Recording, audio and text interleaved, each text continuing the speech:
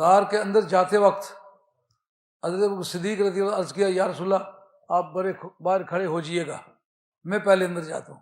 کا مقصد یہ ہے کہ اگر کوئی خطرہ ہو، کوئی سانپ ہو، کوئی زہریلا جانور ہو، کوئی درندہ ہو، تو میرا اس کا مقابلہ آپس میں ہو جائے، آپ کو ضرر نہ پہنچے۔ اندر گئے، اچھی طرح سے اس غار کو جھاڑا پھونکا، سارے سوراخ پگڑی سے بند کیے، پگڑی پھاڑ پھاڑ کے اس طرح اس کے اندر گھسیٹتے گئے، اور ایک سوراخ باقی رہ گیا، پگڑی ختم ہو گئی۔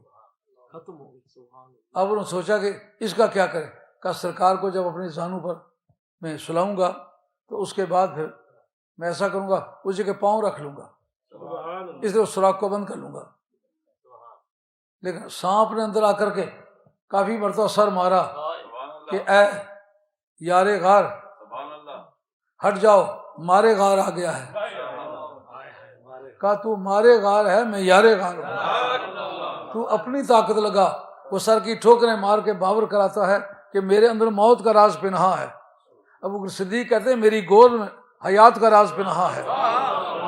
کہا میرے پاس بیماری ہے، کہا میرے پاس شفا ہے، کہتا میرے پاس ہلاکت ہے، کہا میرے گود میں ابدی زندگی ہے، تو اپنا زور لگا کے دیکھ۔ بالآخر جب آپ نے وہاں سے پاؤں نہ ہٹایا تو سانپ نے کاٹ لیا۔ اس کے متعلق ہمارے عقائد نے، علماء عقائد نے لکھا ہے کہ ایک دن موسیٰ کلیم اللہ علیہ السلام کے واعظ میں ایک سانپ موجود تھا۔ آپ نبی آخر الزمان مکہ شریف سے ہجرت کر کے نکلیں گے مدینہ شریف کے ارادے سے، تو راستے میں ایک غار ہے، اس غار میں ایک خوش نصیب سانپ ہوگا جو سرکار کی زیارت کرے گا۔ اس نے کہا چلو میں ہی چل کے اس غار میں بیٹھ جاتا ہوں، جے ملیا تو واہ پلیرا نہیں سکتے مر جائیے، نہیں ملے گا تو انتظار کرنے والوں میں تمہارا نام ضرور بولے گا نا۔ اب وہ آ کے بیٹھ گیا غار میں۔ اگر اس کی مراد کاٹنا ہوتی تو حضرت ابو صدیق رضی اللہ عنہ کو کاٹ کھایا اس نے، اس کے بعد وہ باہر آ جاتا، سرکار پر بھی حملہ کرتا۔ معلومات زیارت کے لیے آیا ہوا تھا، پہلے اس نے کاٹا نہیں، پہلے بار بار سر مایا، ان کو باور کرایا کہ میں سانپ ہوں، ہٹ جاؤ راستے سے۔ ان کا میں جان قربان کر سکتا ہوں، سرکار کی نیند نہیں قربان کر سکتا ہوں۔ دوستو محبت کی سچائی کی اس سے بڑھ کے کیا دلیل ہو؟ ایک طرف محبوب کی خواب راحت ہو اور ایک طرف جان عزیز ہو، وہ جان عزیز قربان کر دے لیکن محبوب کی میٹھی نیند کو قربان نہ کرے۔ کوئی ایمان اور انصاف رکھنے والا بندہ ان کے بارے میں کوتاہی کا جملہ بول سکتا ہے؟ اس لیے جتنے بھی منکرین صحابہ ہیں وہ اس بات کو نوٹس لیں، یہ بات قرآن میں لکھی ہوئی ہے کہ ان کا لا تحزن ان اللہ معنا۔ اب اس پر علامہ زرقانی بڑا خوبصورت لکھتے ہیں، کہتے ہیں حضرت نبی کریم علیہ السلام بمیں حضرت صدیق اکبر کے اندر چلے گئے تو بعد میں مکڑی نے جالا راتوں رات تان لیا، بعد کبوتری نے آ کر کے انڈے دے دیے۔ یہ بات بھی یادگاری ہے کہ ایک رات میں غار کے پورے دھانے پر مکڑی جالا نہیں تان سکتی کیونکہ یہ بڑا لمبا ورک ہے۔ کبوتری نے آ کے انڈے دیے، کبوتری کو بھی انڈا آیا ہوا ہو تو دے سکتی ہے، نہیں تو جبرن نہیں لایا جا سکتا۔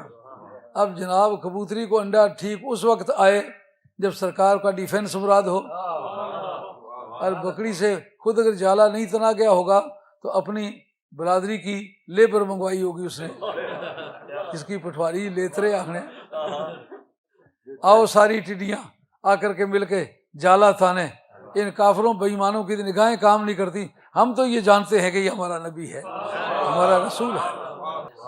آپ اس وقت سڑک پر جا کے دیکھیں گے، آپ کی گاڑیاں جا رہی ہوں گی تو چونکہ مارچ اپریل میں پرندے انڈے دیتے ہیں اور انڈے کے لیے گھونسلہ چاہیے ہوتا، اکثر آپ کو دیکھیں گے کہ کووں کے چونچوں میں تنکا کوئی نہ کوئی ہوگا، وہ جا بجا گھونسلے بنے، سڑکوں کے کنارے جو درخت ہیں آپ دیکھیں گے گھونسلے بنے ہوئے، وہ ایک رات میں گھونسلہ نہیں بنایا جا سکتا۔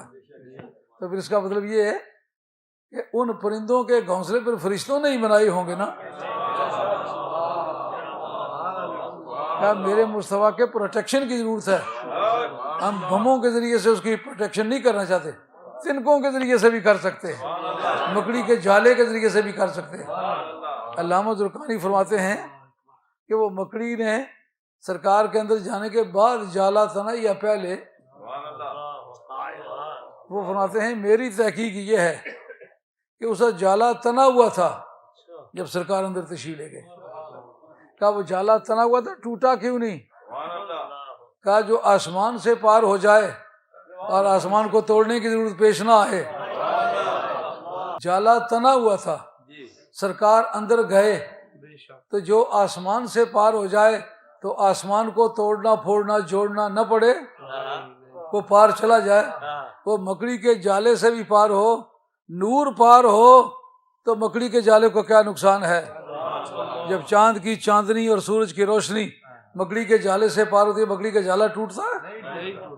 کہا کہ مکڑی کے جالے سے سرکار کی لطافت زیادہ ہے.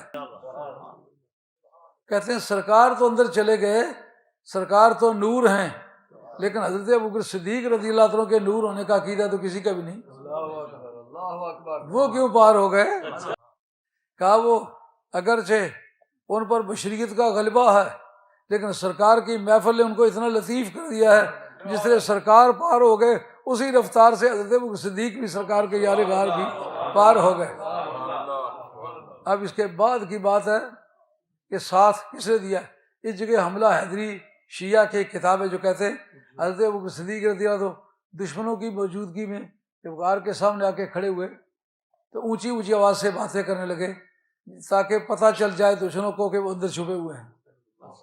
یہ کس قدر بے انصافی کی بات ہے. ایمان رکھنے والے کے آدمی کو تو یہ بات کبھی نہیں کرنی چاہیے. اس کتاب کا نام ہے حملہ حیدری. وہ حضرت ابوبکر صدیق رضی اللہ عنہ کے ایمان پر حملے کرتے ہیں. حضرت ابوبکر صدیق رضی اللہ عنہ کے ایمان کو مشکوک سمجھنا اس میں کفریات ہے کہ نہیں؟